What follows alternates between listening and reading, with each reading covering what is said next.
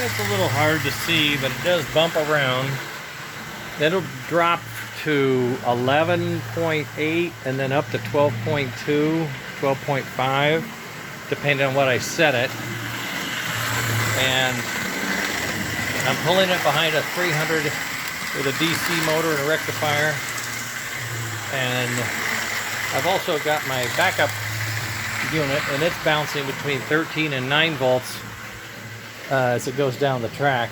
Even though it's a buck boost board, I think I've set it to the point that it's affected by track conditions, and it has 2 incandescent lamps as a load.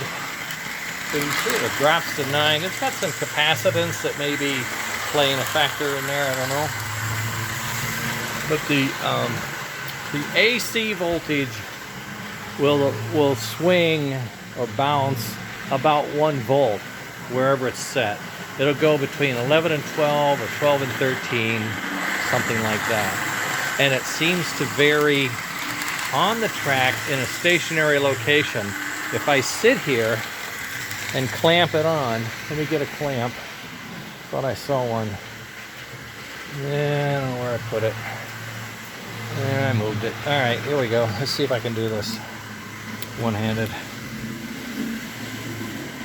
There's 12. Here it comes. Here comes the train. 11.5. 11.7. I slipped. 11.8. 11.9. My hand's slipping, sorry. 12. So on the back stretch it gets up to 12.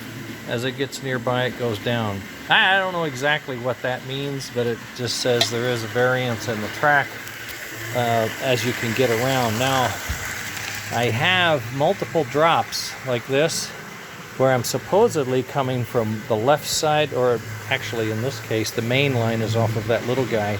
It's going down to a distribution panel, and it has all these leads coming out. One thing I noticed here was this one is like disconnected loose and was over here arcing a little bit. So intermittently arcing, that alone could be what, you know, craftsmanship, right? Okay, sorry guys. So I'm going around, I'm looking at all my connections. This wire is not my favorite wire, it's just what I had at the time. I verified polarity to make sure the positive is always on the, oh, there's that clip I was looking for.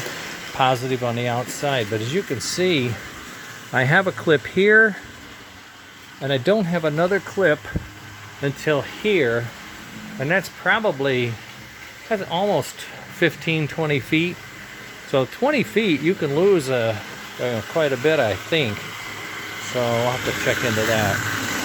So it could be why it's dipping in the middle. Could be. If I move the clip down or over, or, well, we'll see where the next one is. The next one's in the middle. That's another 15 feet. Seems like I did 15. I don't know what anybody on layouts tell me. How far should your clips be on the outside loop? Because here, got one there. And the next one is here on the opposite corner, from way over there to way over here. That's got to be 15 feet. I'll measure it. And then to the middle, that's probably another 15 feet. So it must be, I'm on this 15-foot thing, I guess. I don't know. Let's see what we can do here. I'll have to put this down and tell you what I got, okay? And let's see if we can watch the train go by. I don't know. See what you can see. I'll put you up here, and he'll go by in a minute. Okay, I'm going to measure this. From here to here, here to here, here to here, I'm at 7 feet.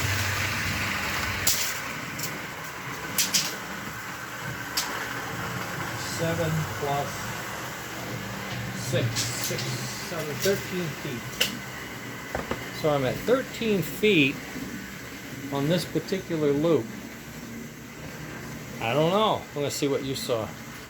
Oh, now he's really slowing down back there. I haven't done anything.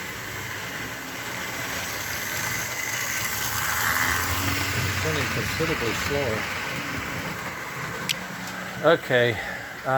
Could be this guy's getting hot. Could be the motor controller's getting hot. No, this guy's not hot. Anyway, I'm going to continue testing the track and screwing with that. I'm also going to do some work. But clearly it seems like this engine has the same problem the other engine does, so it may not be an engine issue.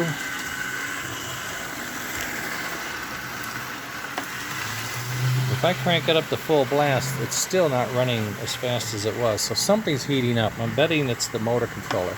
So let's get it over here and let it rest, cool down. It's been running for quite some time, a lot of laps. That's full speed, you know, and the other engines will fly off. And that's a cast iron or cast metal, right?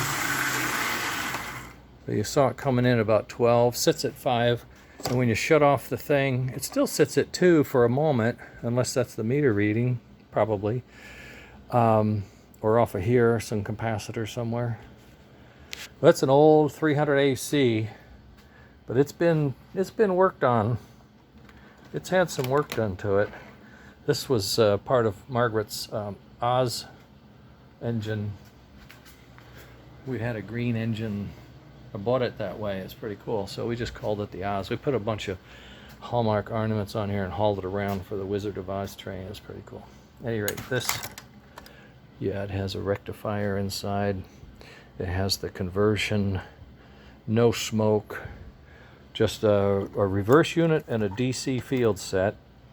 And that built this for Tim Coe, but he's not sure he wants it now. A little disappointed. Maybe I can turn him around, we'll see. It did have the reverse and boiler, so you know it never had smoke, or at least this shell anyway, right?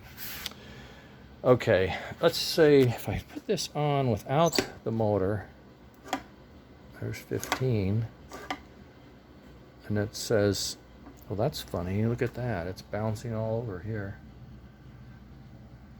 From 16 to 18, I thought a single digit once. It's just sitting here. Why should it be bouncing? I guess there's rectification going on inside there. It's bouncing. But if we ignore that, in fact, take him off, because he probably burns up a lot of energy. Those light bulbs are hot. Oh, did you see that? It jumped up almost a volt. Boy, does this roll nice. I cleaned it up before I put all this on it.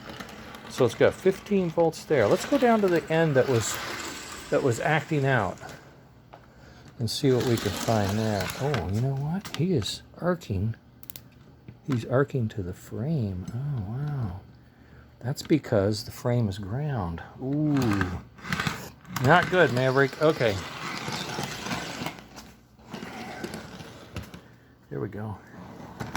This was sort of the bad spot. We're in the middle of these two pieces. And we're showing 17 volts. If you can see it, I'll try to hold it still for you. I'll read it. 16.5. Almost 17.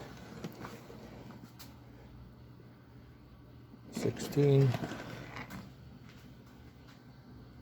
17. Coming back up.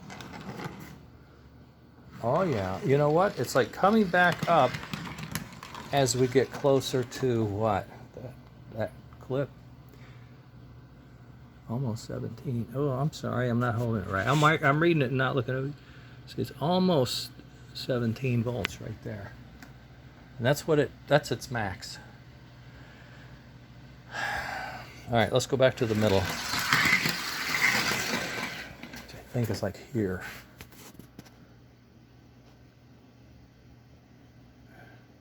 You're losing less than a volt.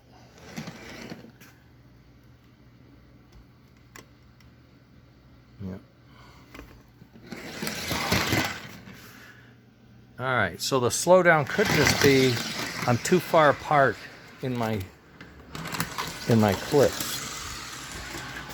Let's see what it is here. It should be really close to the full bill. Yeah, look at that. That's a strong 17 there. Well, my angle's different. I guess you're right. It's not. It's about the same. It's like 16 3/4. And then as it gets out here, it should drop, right? Yeah, dropping 16.5 a little bit. The clip's right there, about 7-8 feet away. It's starting to get back up. And then as we get right to the clip, track clip, yeah, this one's still low. It's connected kind of a not good connection. I disconnected it, just pulled it. What do we got?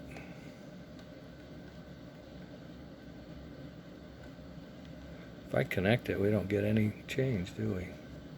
That's a little weird. You would think there would be a change.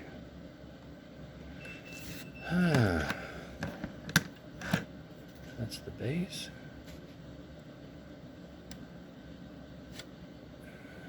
That's 17 with or without. Wow. Well, that's interesting, isn't it? So we should be getting 17 even when we're a stretch away from everything. Well, it could be better track, better clips, better pins, better cleaning. But a volt, yeah, 2 volts. 2 volts would be pretty bad.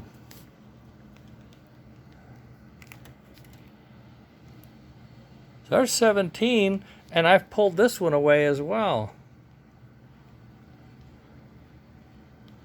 So there's no common on this whole side over here, and it's still reading.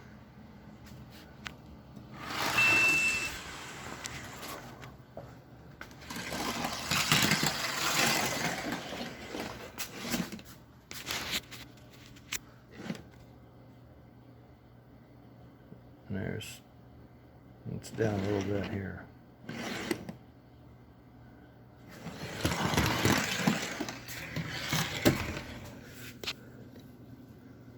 These are both pretty good. From what I can tell, they're pretty good clip. Pretty hard clip. Huh. Yep. 16.5 way over here. Well, this runs all the way up to the, it runs all the way up to the center there, so maybe that's part of it. Well, enough of this moving around and screwing around. I just wanted to let you guys know I did have a meter, and I was going to put it on, so I did. And I'm not sure I found any kind of a smoking gun or anything, but I certainly see weird stuff. Okay, I'm going to take a short break and see what else I can come up with.